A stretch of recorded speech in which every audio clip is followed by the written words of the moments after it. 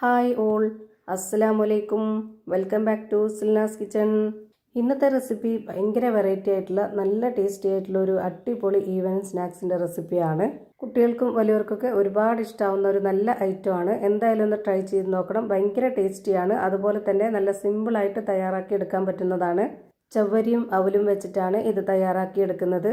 പുറം ഭാഗം നല്ല ക്രിസ്പിയും അകം നല്ല സോഫ്റ്റും ആയിട്ടിരിക്കുന്ന ഒരു അടിപൊളി ഐറ്റമാണ്. ഈ ചവ്വരിക്കും അവലിനും ഇത്രയും ടേസ്റ്റ് ഉണ്ട് എന്നുള്ളത് തന്നെ ഇങ്ങനെ തയ്യാറാക്കിയപ്പോഴാണ് മനസ്സിലായത്. അപ്പോൾ എന്തായാലും നിങ്ങളും ഒന്ന് ട്രൈ ചെയ്ത് നോക്കുക. നിങ്ങൾക്ക് എല്ലാവർക്കും ഇഷ്ടമാവും. അതുകൊണ്ട് തന്നെ ഈ വീഡിയോ സ്കിപ്പ് ചെയ്യാതെ മുഴുവനായിട്ടൊന്ന് കണ്ടു നോക്കണേ. റെസിപ്പിയിലോട്ട് കിടക്കുന്നതിന് മുമ്പായി സിൽനാസ് കിച്ചൺ ചാനൽ ആദ്യമായിട്ട് കാണുന്നവരാണെങ്കിൽ പ്ലീസ് ഒന്ന് സബ്സ്ക്രൈബ് ചെയ്തേക്കണേ. ഒപ്പം തന്നെ ഈ വീഡിയോസ് നിങ്ങൾക്ക് ഇഷ്ടപ്പെടുകയാണെങ്കിൽ ഒരു ലൈക്ക് ചെയ്ത് ഷെയർ ചെയ്ത് സപ്പോർട്ട് ചെയ്യാനും മറക്കരുത്. ഇനി നമുക്ക് ഇതെങ്ങനെയാണ് തയ്യാറാക്കുന്നതെന്ന് നോക്കാം. ഇതിനായി ആദ്യം തന്നെ 250 ml കപ്പിൻ്റെ അളവിൽ 1 കപ്പ് ചവ്വരി നേരത്തെ തന്നെ വെള്ളത്തിൽ കുതിർത്ത് വെച്ചിരുന്നതാണിത്. 1 മണിക്കൂർ നേരമാണ് ഞാനിത് കുതിർത്ത് വെച്ചിരുന്നത്. ഇപ്പോൾ ഇതാ നന്നായിട്ട് കുതിർന്ന് വന്നിട്ടുണ്ട്. ഈ ഒരു ചവ്വരി എത്രത്തോളം കുതിരാൻ വേണ്ടി വെക്കുന്നോ അത്രയും നന്നായിരിക്കും. അതിൻ്റെ വെള്ളമെല്ലാം ഊറ്റിക്കളഞ്ഞിട്ടാണ് ഞാനിപ്പോൾ എടുത്തിട്ടുള്ളത്. ഇനി ഇതിലേക്ക് അവലിട്ട് കൊടുക്കാം. ഞാനിവിടെ 250 ml കപ്പിൻ്റെ അളവിൽ 1.5 കപ്പ് അവലിട്ട് കൊടുക്കുന്നുണ്ട്. വെള്ള അവലാണ് എടുത്തിട്ടുള്ളത്. ഏത് അവലായിരുന്നാലും കുഴപ്പമൊന്നുമില്ല. ഏത് അവലായിരുന്നാലും ഇതേ അളവിൽ തന്നെ എടുക്കാൻ വേണ്ടി നോക്കുക.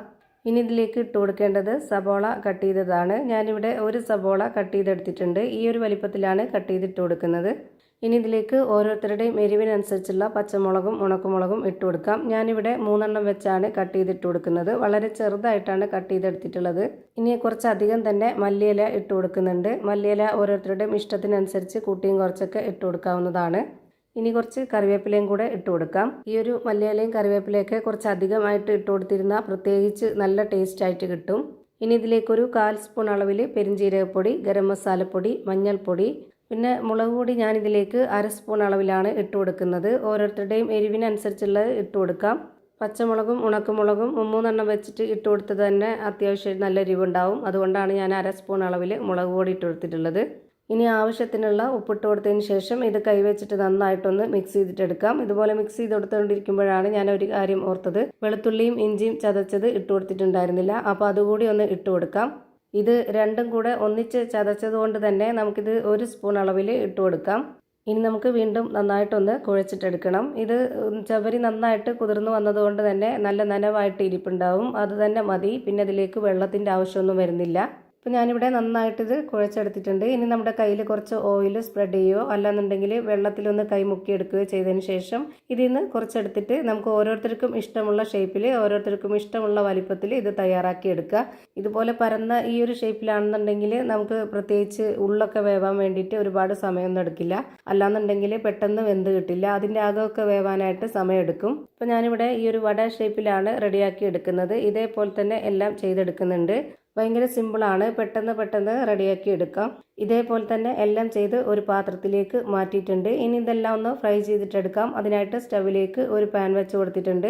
ഫ്ലെയിം ഓൺ ആക്കിയതിന് ശേഷം അതിൽ കുറച്ച് ഓയിൽ ഒഴിച്ച് കൊടുത്തതിന് ശേഷം ഓയിൽ നന്നായിട്ടൊന്ന് ചൂടായിട്ട് വരുമ്പോൾ ഒരു മീഡിയം ഫ്ലെയിമിലേക്ക് ഇട്ട് കൊടുത്തതിന് ശേഷം ഇതിലേക്ക് ഓരോന്നോരോന്നായിട്ട് ഇട്ട് കൊടുക്കാം. ഇനി ഇതൊന്ന് വെന്ത് വരട്ടെ.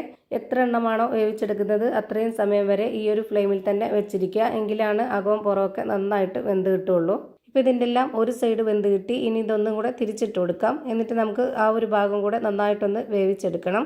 ഇപ്പോൾ ഇത് 2 സൈഡും ഒരുപോലെ വെന്ത് കിട്ടി. ഇനി നമുക്കിത് എണ്ണയിൽ നിന്ന് കോരി മാറ്റാം. ഒരുപാട് എണ്ണയൊന്നും കുടിക്കാത്ത നല്ല കിടിലൻ ടേസ്റ്റി ആയിട്ടുള്ള ഒരു അടിപൊളി പലഹാരമാണ്.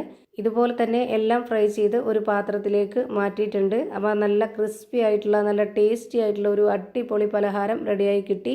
ഇതിൻ്റെ അകം എങ്ങനെയാണ് ഇരിക്കുന്നതെന്ന് അറിയാനായിട്ട് ഞാനിതൊന്ന് പൊട്ടിച്ച് കാണിക്കുന്നുണ്ട്. അപ്പോൾ ഇത്രയേ ഉള്ളൂ ഇന്നത്തെ വീഡിയോ ഇഷ്ടമായാൽ ലൈക്ക് ചെയ്യാനും കമൻറ്റ് ചെയ്യാനും ഷെയർ ചെയ്യാനും മറക്കരുത്.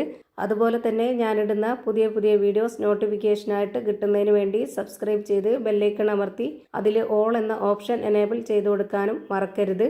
പുതിയൊരു വീഡിയോയുമായി വീണ്ടും വരും. Thank you for watching.